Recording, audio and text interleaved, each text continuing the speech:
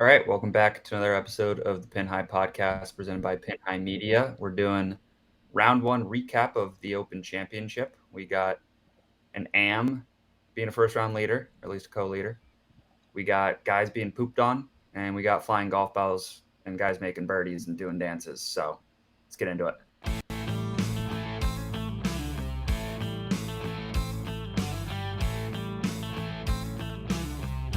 This is Jordan Spieth here, and This is the Pin High Podcast. Okay, first time we've done this. Round one recap. I feel like we've never done like a post round starting podcast. Maybe we've done a Thursday podcast before. Yeah, I mean, I guess with the Open being at the time that it is, timing is perfect for this because the Open ends at, I don't know, 1, 2, 3, whatever, and then now we're ready to go. So, yeah, works out nicely for us on the East Coast. I don't know what we're naming the episode, but our current room we're in is called Pin High Happy Hour. It's 6 o'clock on the East Coast.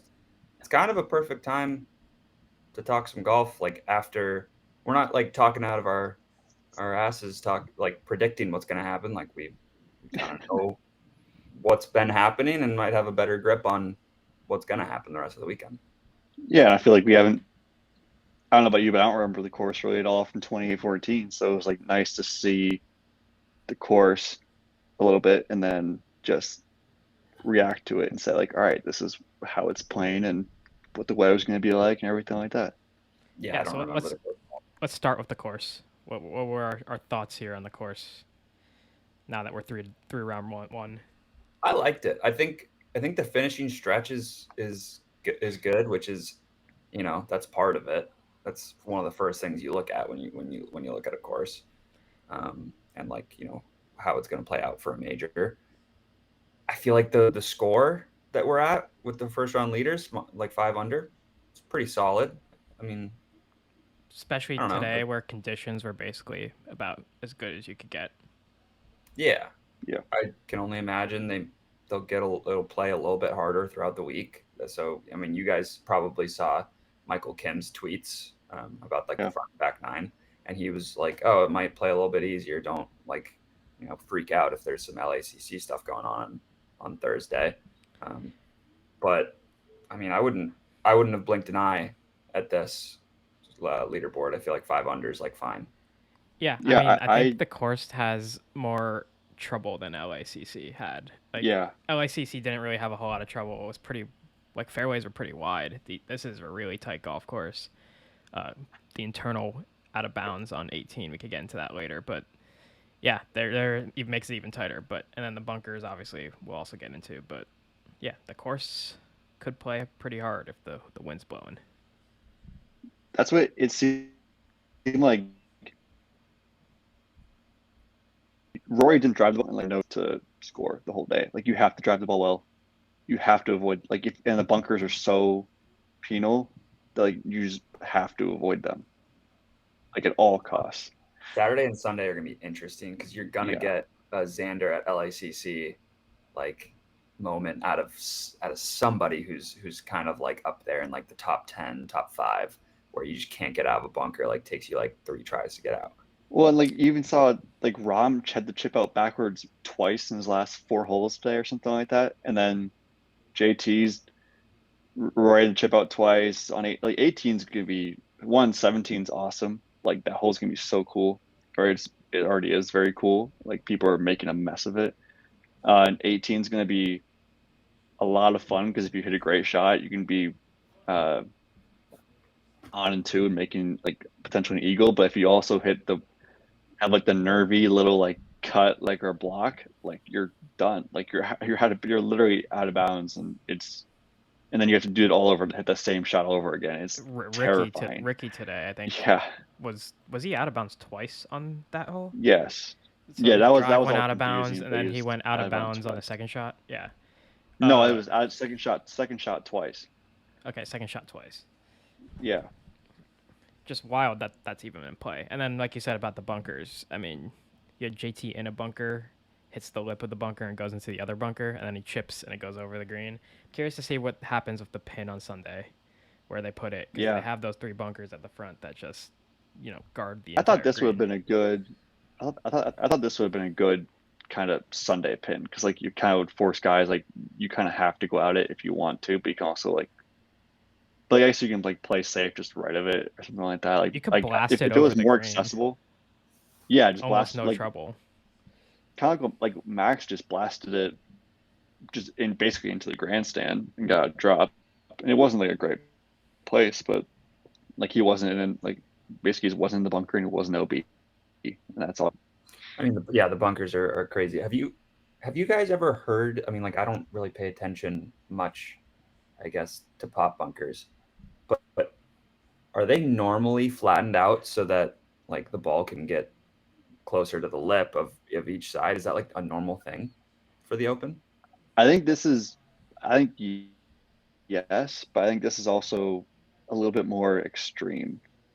I think if I'm not like I feel like I heard they flattened them out even more.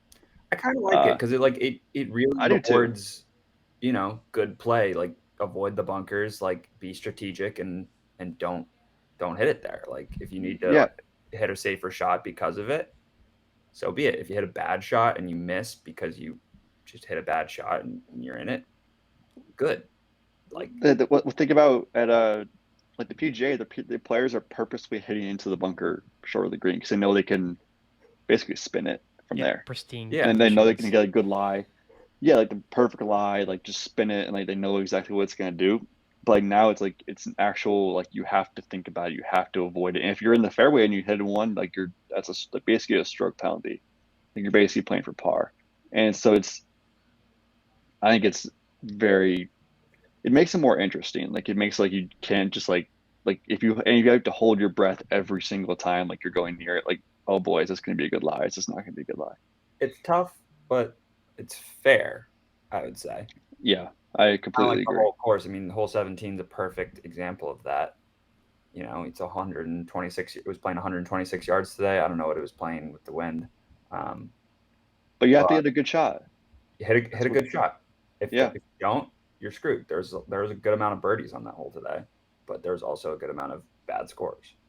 Yeah, what was it? Lucas Herbert chipped it Yeah. into the like over the green to the bunker and then couldn't get out of the bunker, and then it's fun. I enjoy it. I like watching it.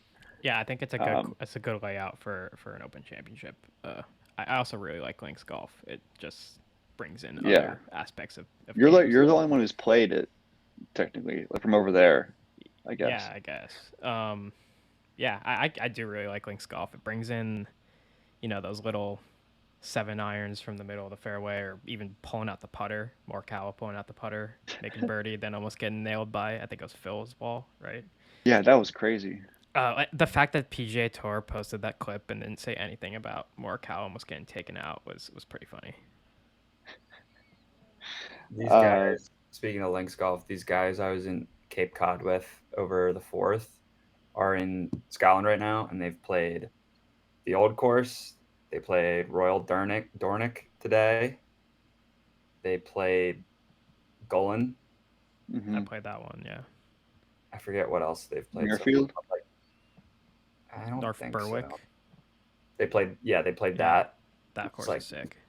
I'm so jealous. That's just like they were explaining to me their itinerary, and I was like, I gotta go over there. Like, so when I went over, I didn't go to St. Andrews. I went to like the other coast, so that was like the North Berwick area. So we played North Berwick, Golan the week before they had the Scottish Open at Golan, and a course called Dunbar, and they were all really good courses.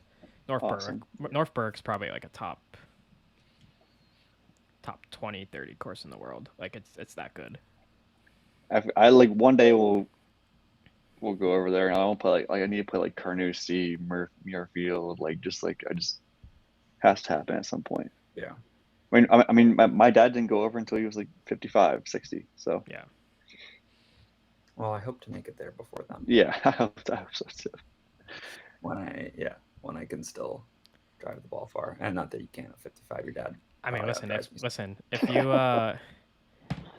If you hit the ball in the fairway at some of these courses, it bounds. It goes and goes and goes. My dad's probably hit his longest drives of his life by just Oh, hitting it yeah, like sure. 170 in the air and then it just like rolling like 120 yards. So Yeah, that's awesome. Yeah. All right, what But about the leaderboard? yeah, let's take a look at the leaderboard. I feel like, I mean, this is the definition of a day one leaderboard. Like you got a lot of Europeans up there, um, and a lot of guys where you're like, they're probably not gonna actually contend. But you have a lot of guys at like the one under even range that are very clearly Lurking. lurking, and they're gonna primed to they're gonna make a get move.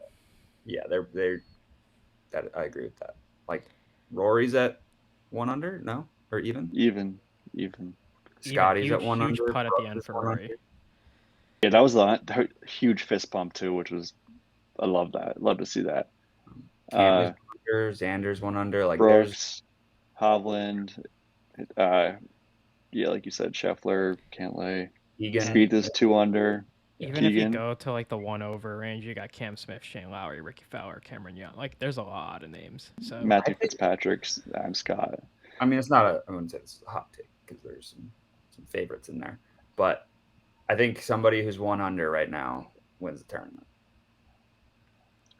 Yeah, I mean, like you happen. said, it's like what Cantlay, Brooks, Scheffler. Yeah, Hovland. I think Shoffley, like yeah. well, you look at the top 10, like and it's besides Fleetwood, Homa, and Wyndham Clark, it's like a bunch of guys like that no normal golf fan really even heard. Like the most normal name after that is like Griot or Stu Cink. Yeah, you look at Alex the Noren. guys, some of those guys that you're talking about, and us as people who talk about golf for an hour once a week and are on golf Twitter and see these guys on some like DP Tour leaderboards. You know who they are. You couldn't put a name to a Well, face in person. Like if you just yeah, want even public. like Sharma, never heard of him before in my life. Michael Stewart, never heard of him before in my life. Rosner, Yes, you maybe have. I've seen You that know before, Rosner's been but like there. I feel like. Yeah, I don't remember Rosner at all. I I've never seen him before. he's been at these for some time. So I'm looking at the weather right now at Hoylake. Yeah, 70% participation tomorrow. 16-mile-per-hour winds participation. on Participation or precipitation. Friday, 16 miles per hour winds. We got 100% on Saturday, 100% or 80% on Sunday. Like the weather is coming. Today we have pristine conditions. The weather's coming. Gotta grind it out. Favorite, like I think Max can grind it out. Fleetwood, Spieth, Brooks, Scotty. Actually, I do want to talk to you guys about Max. I wouldn't say it came out of nowhere because like he's been progressively kind of making his way out of the slump. He played well last week with the T12. He played well at Rocket Mortgage. Do we think it's sustainable? I know. I mean, he had a good first day at LACC and then missed the cut. So like, what are we thinking? I think it is. I think it seems different. Like it seems like it was just different. Like because like he's never really competed before like a major like ever. Like I don't remember him having this good of a day at LACC the first round. Like being two off the lead and being like 1 under, 2 under, 1 under. But he's still like at that point he was like 7 off the lead. At some point. Yeah, I just need to see Max like have a good finish in a major, and then I could be more confident in future ones. GQ had this take, I think maybe before the U.S. Open, and you said, we probably have to see Max contend in a major before he wins a major, and I hope that this is a time where he can, put up like a top 5 and be like, in at the very least like in the hunt on Sunday, maybe even like lead at some point over the weekend. I think he, like you said, he kind of like was rounding a little bit into form. I feel like that was kind of like I saw that personally, and I thought like, okay, maybe this is a tournament like where like he's like playing decent and he hadn't all clicked yet after he'd been struggling for a while. So maybe he's like kind of due for something good to happen. Well, and every time he's been in contention, I feel like he wins. It's like it's very possible he can, and like with the names on the leaderboard, like obviously the cream is going to rise to the top, but like he's in position A. Like besides Fleetwood, like if I was betting right now, I'd probably bet on him. I don't know. Like it's 2-shot advantage over those guys that 1 under, and a lot of relative no names ahead of him. Like he's in a perfect spot. And he's going out early tomorrow. Looking at the strokes gain category here, Max Homa basically did everything okay, but nothing great, which is actually a good, like that means your game's probably pretty good. That's a good sign. Yeah. It's not like it's not like he's gained like 5 shots putting or something like that. It's not like he was carried by any of that. So that is a pretty good sign that he's there all around. Stands to do pretty well against the weather. Yeah. Yes, exactly. Like he putted well. Like he gained shots everywhere, which is great. So here's a crazy stat for you guys. Just as we're talking about the leaderboard, and the past 13 years, the past 13 winners, I guess probably the past 14 years because there wasn't a Open in 2020. The winner the previous year, the winner of the Open the previous year finished outside the top 25 the year before they won. Yeah. Did I say that right? The year before they won. Yeah, the year before the winner won, they finished outside the top 25, past 13. Okay. Well, like, I mean, yeah, that's pretty crazy, though. That's a crazy stat. It is kind of crazy. There is a big range of courses. Like when you come out. Yeah, I guess it kind of speaks to. Yeah, because like this, and even like a place like this doesn't. Like I thought even the other way around. Like you could say like, oh, the winner. You could have said the winner like that didn't finish inside the top 25 the year after they won too, and I'd been like, yeah, this doesn't. I feel like this course doesn't really suit up that well for Cam. Yeah. Or like speed. You could say the same thing about the U.S. Open. Yeah, you could. You're right. And the PGA. That is interesting though. But like the U.S. Open, like, you always have similar names near the top because it's always a long course. The rough penalizes you, and it's you have to hit the ball far to basically win a U.S. Open in this day and age. So this like Darren Clark and Ernie Els aren't winning the U.S. Open at age 40. Like that's just not happening. I mean, you have a guy like Brian Harmon's at T4 right now. He's not a long hitter. Well, he's played well. But you could have convinced me before the week. Like Patrick Harrington's going to compete this week, and like I would have been like, yeah, I could see him competing. Like he's not, unfortunately. But and you can also like it's like Bryce. You could have said like Bryson and Patrick Harrington are going to be 2 off the lead on Sunday at this week, and it wouldn't be that far fetched. But if it was the U.S. Open, it'd be kind of a little different of a. But here's something for you, if you want to like talk about the guys that if we're talking trends can't win this week. Cam Smith, Cam Young, Rory, Fleetwood, Hovland. That's like the top 5 right there. Cantlay, DeChambeau, DJ, Jordan Spieth. They're all in the top 10 here. Haddon's in the top 11, is 11. So all these guys are in the top 25. It just it makes you think about the trend a little bit. I think that just means I think this means JT is guaranteed to win next year. It sounds like. He wasn't in the top 25 last year either. He lost 4 strokes putting. He lost 3.5 strokes around the green. He gained shots approach.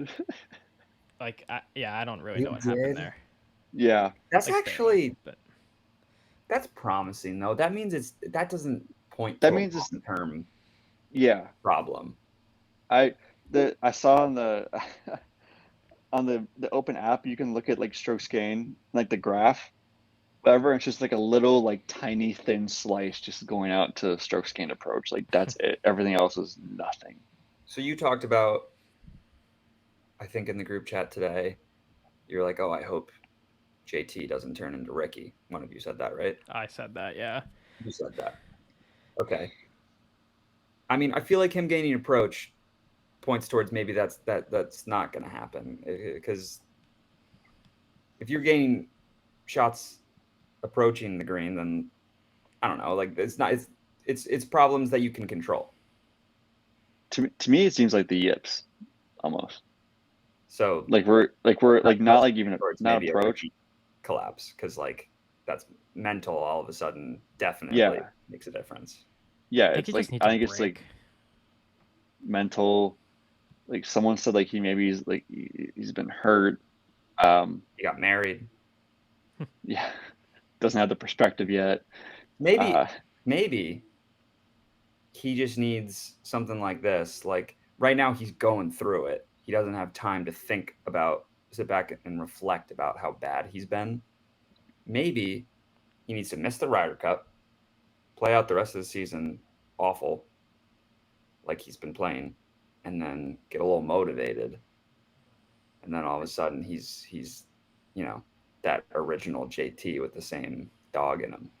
I almost wonder if he's putting so much pressure on himself now because he's like, all right, like I need to play well to make the Ryder Cup or like to be like locked in for the Ryder Cup.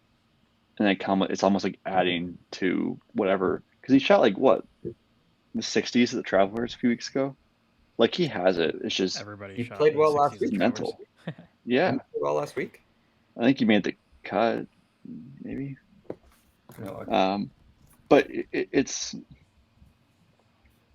and maybe he is like hurt. Maybe he does like just say like, you know what, I'm just gonna take the rest of the year off and like you pick me for the Ryder Cup. I'll give him my all. And they very well might they could still pick him. Like I like They he's might, like 'cause it's like he's just a glue guy. he's JT. Like he's like the locker room guy. Like and like you don't have to play him like every session, but like like that's just kind of like a different situation than a I love me some me. yeah So great.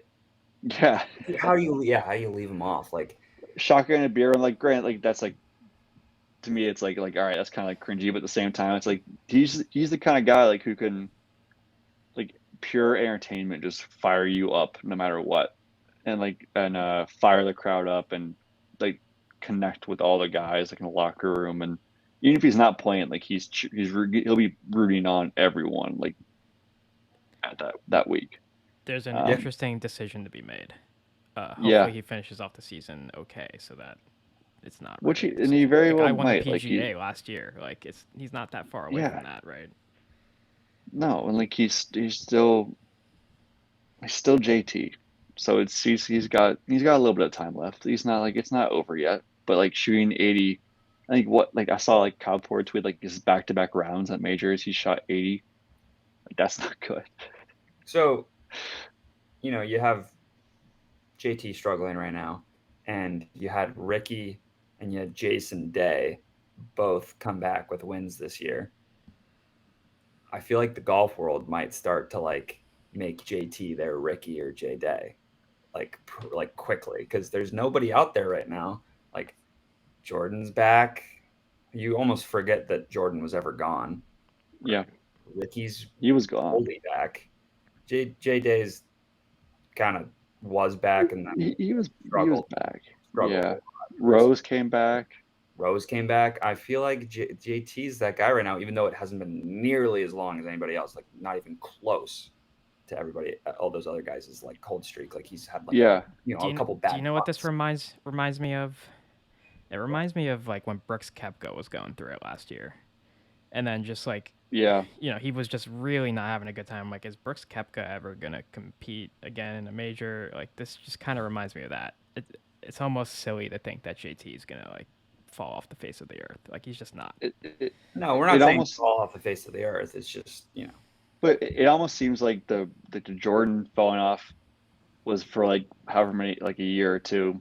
Ricky fall off was for like over like was very like much worse. This might be kind of like what you said with Brooks, like just kind of like shorter and sweeter, but also like he's crashing like harder. Like I don't remember Ricky or Jordan shooting 80 at a major, but like it's like he's almost crashing harder, but like that just might be like show because he's like that much more talented. I think even than Jordan and definitely than Ricky. That he might just like all right, he might just crash and just pop back up like end of this year or next year a lot quicker than Ricky and Jordan did. It's weird because JT, when he's playing like JT, like some of the most fun I've had watching a player, like 2 times I can think about, are JT at the Players when he won, and Jordan when he won in 2017 at Birkdale. Like I think those are like two moments I can point to where I was just like having fun watching a player. And so like when he's not playing well, there's nothing that special about JT's game, but there's something he's got when he's playing well that's like you just got a flair about him. Yeah. Like you think he's gonna play well at the Open too because he's kind of like the creative like you said, like watching him at the Players, like when he's hitting that low bullet draw stinger So thing. what does he have to shoot tomorrow? 8? Probably no. 7? Probably 8 under. 6 What is to it? 8 Field under. drops a little bit tomorrow. I think the cut line ends up being around like +2 or 4 to 3, 5. +3. Really? Maybe. Right 3, now it's +4. Man, right now I'm looking at the it's leaderboard right 70 now. in Right now ties. it's probably like +2. So It's 70 in ties. yeah, So maybe +4 or 5. You're probably right around Data there. Golf has a 36% chance at +3, 31% chance at +4. So he's got to shoot 7 or 8 under par, I think, Which to is have a possible. chance. Could 7 be under par to done. have a chance, which it is.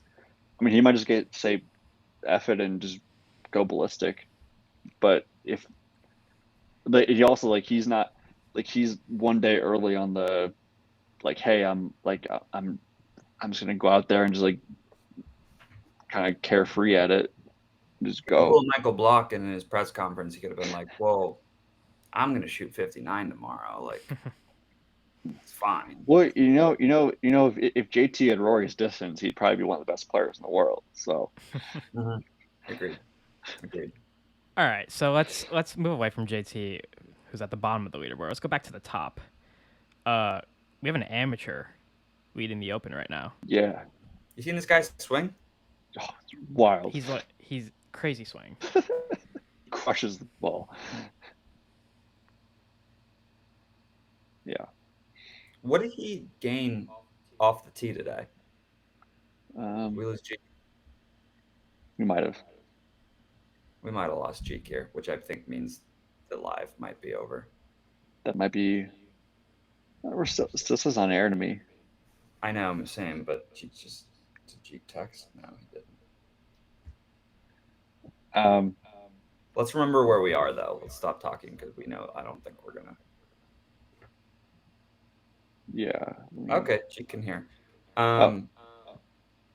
I'd gained like to know how many strokes this guy gained off the tee, because 2.72, best in the field. I find it crazy that he's able to get that much speed with that. Not with the swing. I get why he can get the speed with the swing, but that accurate, like to be able to gain that much off the tee. Jeek's back. Yeah, I don't know. Like he just hits the ball. He was like 192 ball speed on like one of the holes I saw earlier.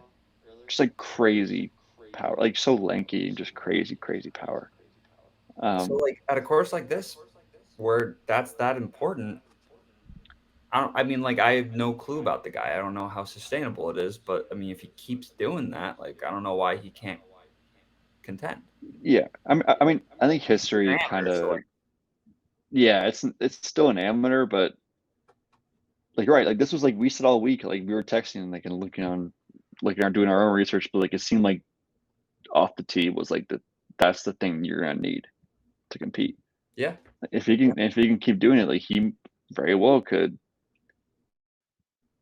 be sustainable. Like he gained one over a shot in every category today too. Like around the green, putting, approach, off the tee. Like it seems sustainable, but also at the same time, I've never seen him play golf before. So no, so that's the thing. And like it could be very well it could be going tomorrow and like those like it seemed like today when I was like I got up early to watch because I was like, I might as well like I was gonna ask that. I got up at like 6. Like not like crazy, but like got up at a time like where I would normally get up like to work out or something like that. Are you a workout before work guy? Yeah. Whoa. I can't do it after work. You're deaf. Well, that's okay. That's also fair though. Like whenever I would go into the office at Octagon, like there was 0 chance that I was gonna work out after. No, I get home from work. I'm like, I'm just done. I don't want to do anything else but have a beer and just sit down. But no, it seemed like he had some wild drives, and if like they could end up if they end up even in very like bad spots, then it just could be all over. Like or if like he hits in like one, like he has to punch out 2 bunkers like Rom did say. Like who knows? Like I feel like there's a lot of like variance of what could happen in a round in a place like this with the bunkers and everything like that and the wind, like where the ball rolls, which is fun. Like it's fun to watch. Right. you guys are probably noticing a difference from me talking about the John Deere to now, because Jeek's Wi-Fi is not my computer. Wi-Fi. My computer just decided it didn't want to be a part of the podcast anymore and shut down completely. Okay, so that's Jake didn't like the amateur talk. When we're talking about yeah, that's one down. Yeah. Okay, so let's move into winner talk. I said, I put out the bold claim, someone at 1 under is going to win right now. But like, let's get into some specifics. What's our temperature right now? I'm looking I at think the board.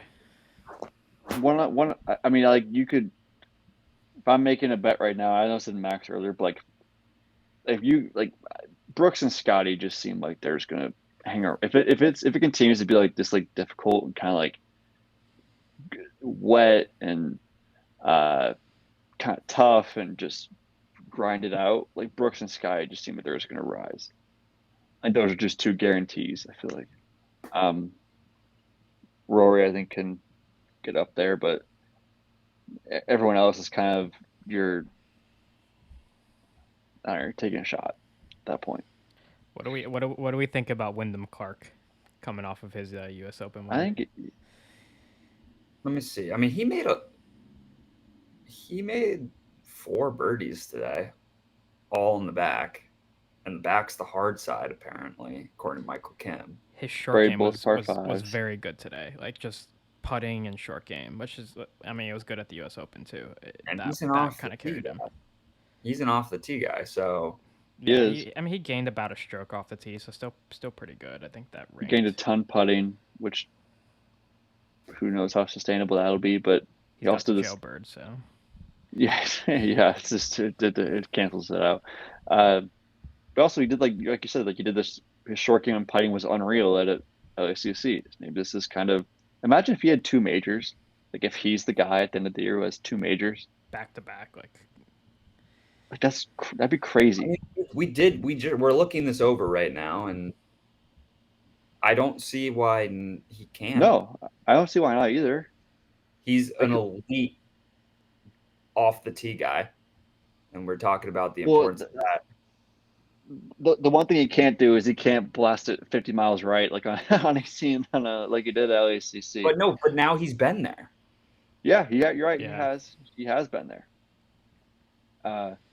What do you guys like? Do you guys like Wyndham? I like Wyndham. Yeah, we've seen him win and then do a media week and whatever, and we've had some time to think about it. Do you guys still like Wyndham? I like Wyndham. I don't think he's that boring. I think he's just not a household name right now. But if he becomes a household name, like Wyndham would be an exciting player. I think. I just don't know. I don't know enough about him yet. Still, like he's still, like hasn't like gotten like good enough to where I'm like oh my god, like he's in contention. Like this is awesome, but he's also like all right, like cool. Wyndham Clark's like in the hunt. Like he seemed like he was like pretty electric and like he was emotional when he won at LACC. He seemed like he can be pretty fired up when he's playing well, which is like that's what I want. That's what I want to see. I mean, we'll see him at the Ryder Cup. Yeah. Oh yeah, we will. Yeah. And like we'll see him. I think the more fired up he gets, like the more I'm like, okay, this is interesting. Like, and the more he wins, and like at the Ryder Cup, it'll be a big. Like if he's going crazy, like that'll be awesome. Like I'll like him even more of a how like it says like Tom Kim. Like Tom Kim, like I love Tom Kim basically because of the President's Cup. Like he's like this young fiery kid. Like maybe Clark can be that, and it's also cool. Like he came from basically like playing like opposite field events, and now he's a top 10 player in the world. So it's a cool story. I'm trying to think of a good Ryder Cup pairing for Wyndham. I mean Ricky maybe. That'd be because Ricky's going to be there. Jailbird. Unbeatable. Oh, the Jailbird. Okay. Yeah. Well, no, I wasn't even saying because of the Jailbird. But like I'm just like no, I think that's actually a pretty good pairing. I actually kind of like that. I think like they went to Oklahoma State, even though Clark transferred. Yeah, both go off the tee. Where did Clark transfer? Oregon. I think it's But like Clark seems like he's more off the tee. Like Clark seems like he can become a fiery guy, and Ricky's kind of like even keeled, uh, like kind of like neutralizes that a little bit, And he's been there before a few times, like kind of can like help the rookie out. I think that could be a pretty good pairing. Okay, Um, so we talked about Wyndham Clark. Let's talk. We talked Max Homa. Fleetwood. We've talked. I mean, yeah. I mean, I guess let's go. Let's go to the top first, then we'll go a little bit down. Fleetwood, because you see the amateur, and I mean, not that we're ruling him out, but it's an amateur. You can't take him too seriously after round one. Fleetwood. I mean, Playing Fleetwood great. was coming into the week a popular pick. Like he's just the Very form popular. guy. He's in very good form right now. Very good form. Playing well. Plays well at majors. Plays well at the Open. The trends would tell you he finished in the top 25 last year. He finished like third. Trends would tell you can't win. That's where trends But are like. It's like just fitting just fitting. You could say like, oh, like top 20, like four, like last year didn't win, but top 25, like, oh, five of them won or something like that. Like yeah, it's a weird. It's just yes, no, you can't put too much into trends. But yeah.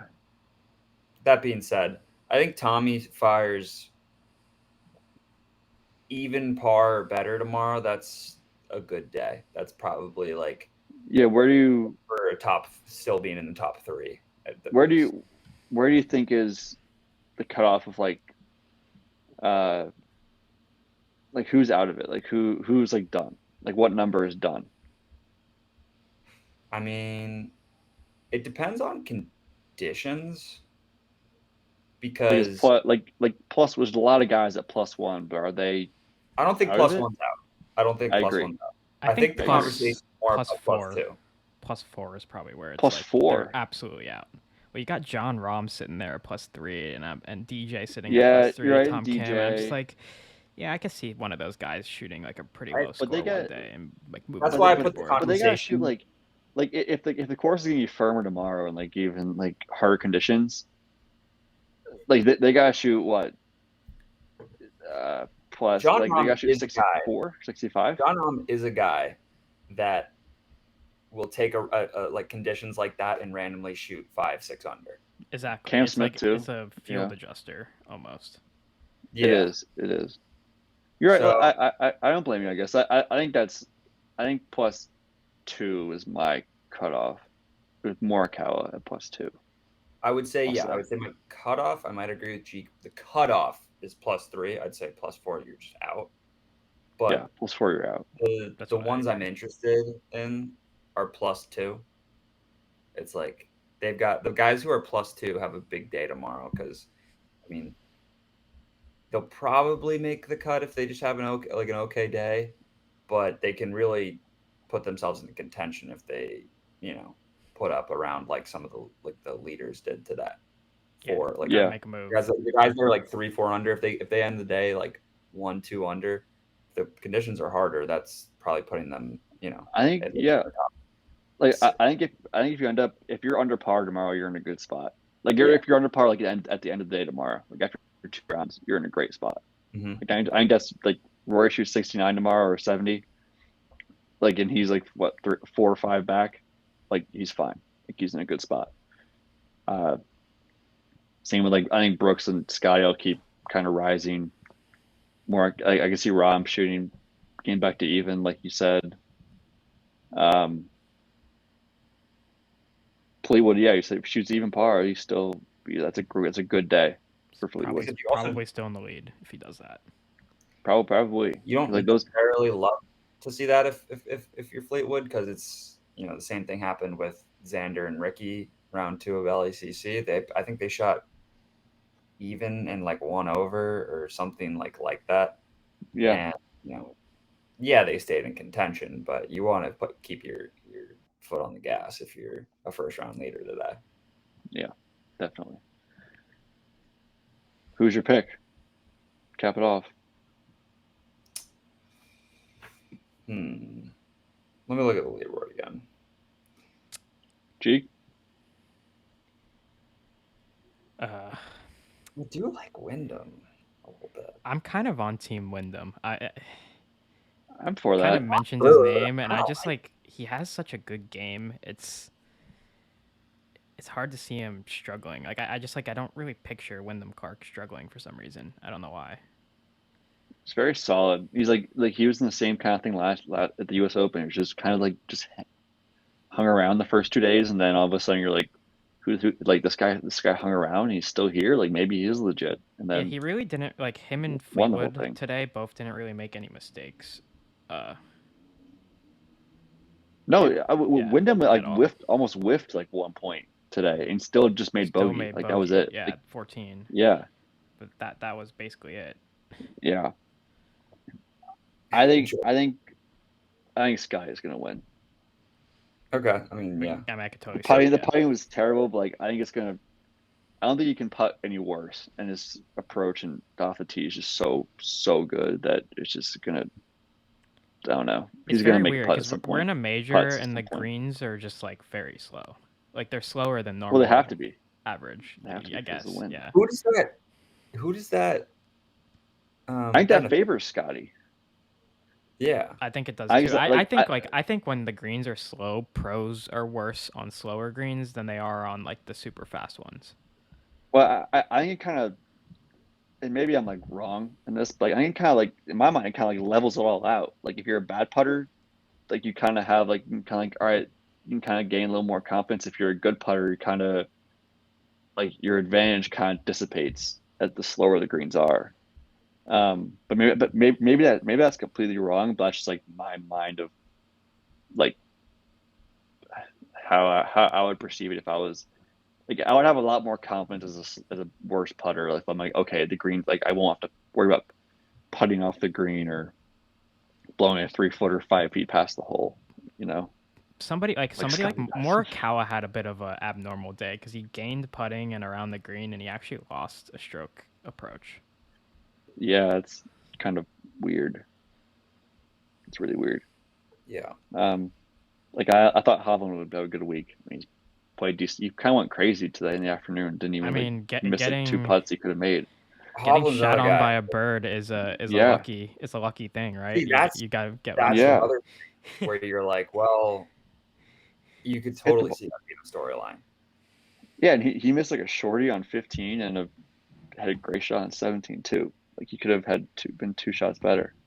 That's why I think 1 under. That's my. I think that's my spot right now. But I agree. There's a lot of names there too, like you said. There's that, and there's also my Wyndham hunch. Yeah, all of our Wyndham hunch. It wasn't me, but whoever. Man, I was very in on Hovland this week, before the week, so I'm happy he's kind of holding that up. Now, I'm gonna say the end of this episode should just be kind of for some random thoughts, and I'm gonna start a little bit. There's some great names in here. Great names. I'm looking at Nacho Elvira. The guy's name's Nacho. This other guy's name's Aki. I mean, a pin high favorite, Guido Migliozzi, is always. Oh, Guido. Yes, his name's Guido. I mean, I saw someone. I think Shane Ryan tweeted today, Adrian Otegui or Tegui or whatever has every single vowel in his last name, only once, besides Y, I guess. But and sometimes Y. Sometimes Y. So, but O-A-E-I-O-U all in the last name, only used once. Kind of. If there's anything weird. Elementary English has taught me, it's sometimes there's Y. Yeah, yeah. And then another thing that I'm just kind of curious about that I'm looking at, Kita Nakajima. We've seen him as an amateur a bunch. Is the number 1 amateur in the world. Is he on LIV? Yeah, no, I don't think so. What's his deal? Okay. Does he play on the Asian tour? Let me look on. I don't know. I can't even find him on the leaderboard. He's at 1 over, I think, or maybe 2. But I think 1. Oh. But where does he play? I guess he plays maybe on the. Oh, I mean, look at his data golf. That's some crazy finishes. Japan Golf Tour. Japan Tour. Why hasn't he made the move yet? Yeah, where is he? at least to the DP World Tour. Yeah, look at his finish. T18, T3, 2, win. Yeah, 2, he's killing 2. it. He's got a Scotty Scheffler data golf right now for the Asian Tour. Yeah. I guess if you keep winning over there, maybe it's like profitable. I don't know. Hey, let's invite him on the podcast. And then it'll be the next big thing. Asian Tour. It is. But yeah, he hasn't played for Liv. But like Hideki, get this guy over to the PGA Tour.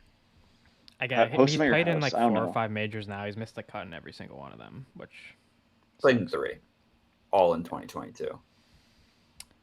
Like he seems like he's like crushing it. Like he wasn't crushing it like he is now. And he's played this year. He's played 4 tour events, and he's 2 of 4 cuts, which isn't bad. With T12 and Sozo. And he played in. He just turned pro. He hasn't even been a full year as a pro either. Played in 2 last year. Made both. Yeah. Got the mold, like the driving distance, accuracy, and approach too. All good. Other random thought. Can we get like a Monday match between the Fitzpatricks and the Højgaards? Just a Monday match between the two, or the group of 4. At a tour event. Like I want to see more from the Højgaards too. Just I want to see one of them like somewhere else in England, play like some sick course. We just have a. Well, that's a good point. Like we had the Mahomes and Kelsey versus who? Yeah, Steph and Clay. Who cares? No, I would no one.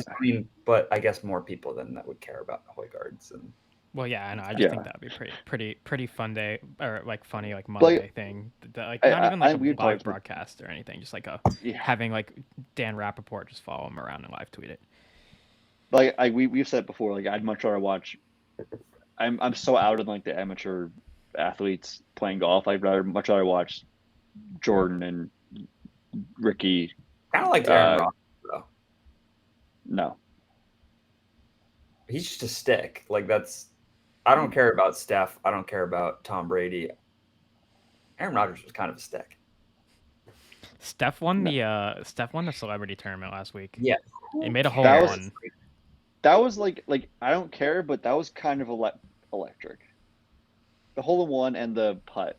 But then it led to people being like, if Steph Curry just put all his time towards golf. Yeah, Gronk said that. Like no chance. And you know, in that, so I was trying to figure out the format of that tournament. Like it's like a point system or whatever. You know, if you can't make worse than a double bogey. Like it just goes on as a double bogey, like 0 points or whatever. I think stable. Yeah, it's like 0. So you pick up when you get to double bogey in that tournament. I bet a hole in one was worth a lot too. It probably was. I know he made eagle in the last hole though. He did. I know it's but skill, still, but it's also luck. Yeah, it is. It is. No chance he could. If like people are like, oh, he could go pro. Like, no, he can't. He could spend next 20 years playing golf, and he probably wouldn't be able to go pro still. Did he play in like a Corn Ferry event a couple years ago? I think he did. I might not remember that. He probably did. And he probably missed the cut by like 10. Well, I mean, we could probably look at his data. Done that a couple times. Romo did that. Yeah. Look at Steph Curry's data golf. Well, Romo and Steph are better than Rodgers. He doesn't. He should have a data golf, but he doesn't. I think Romo probably does. There's no way they have a data golf. Why wouldn't that'd be crazy? He's played in Corn Ferry events.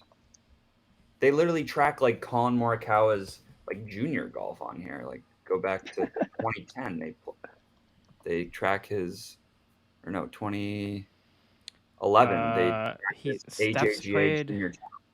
Steph's played in 4 competitive rounds. On the 86 in one of them. Yeah, but he broke 75 in the other 3. Yeah, you probably but even if you shoot 74. Yeah, you're not winning. You're not making the tour. Like you're missing the cut by 10. Yeah, like you're not even close. They tracked Colin Morikawa's Trader Joe's Junior event in 2011. How'd he play in that one? I'm having some Trader Joe's tonight. He lost 4.5 total.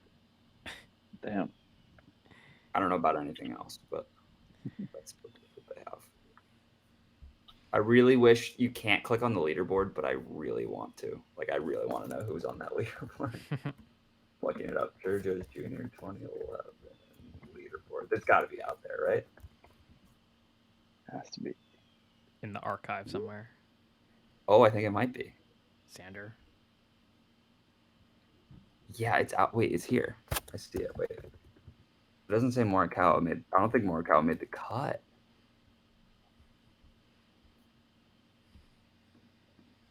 Sorry, this is dead air, but. Oh no, sorry. This is girls. I don't know.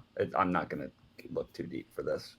I kind of. It would be kind of funny though if you're like, "Wow, Michael Block finished T3." Well, he's like old, so yeah, he's like that's been like junior when 1970.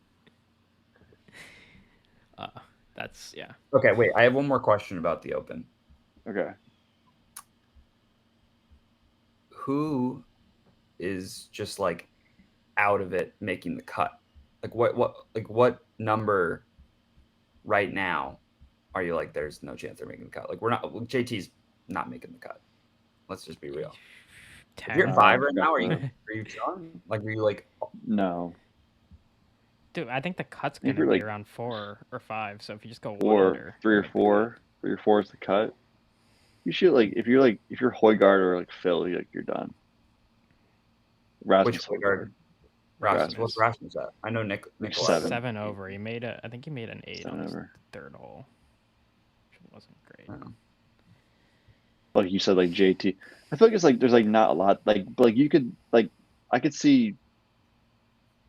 I don't know. I could see someone at like 1 under par, like just totally shooting like 80. Like who knows?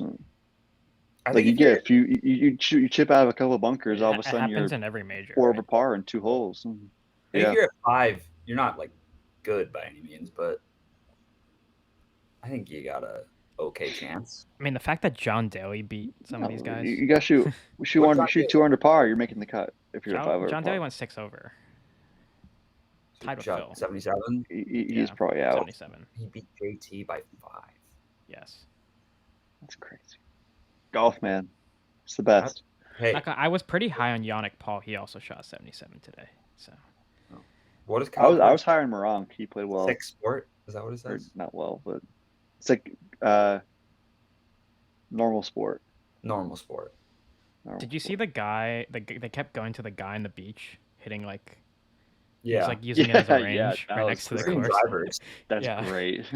That's perfect. That's so awesome. Normal sport. All right, I had to be that guy, but I have to go. My dinner's ready. This has been we've been going for a while. That's the end of the episode.